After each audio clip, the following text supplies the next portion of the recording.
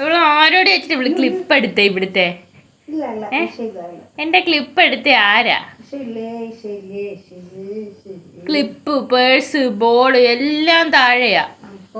ഒരറ്റത്തൂന്ന് ഇങ്ങനെ അറ്റം വരെയാ സാധനം കിടക്കുന്നേ. ഇസ എന്ത് ചെയ്യാന്നാ ചോദിച്ചേ? ഇസ കണ്ട ഇന്ന് അടിയാ.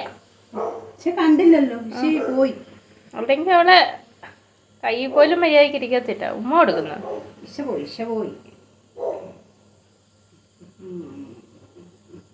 ഇസ എന്ത് ചെയ്യാന്ന്? ഇതെന്തുവാ കയ്യില്? തുണിക്കട്ടെ. അതിനകത്തൊരു മൂക്കിരിക്കുന്ന ആരുടെയാ?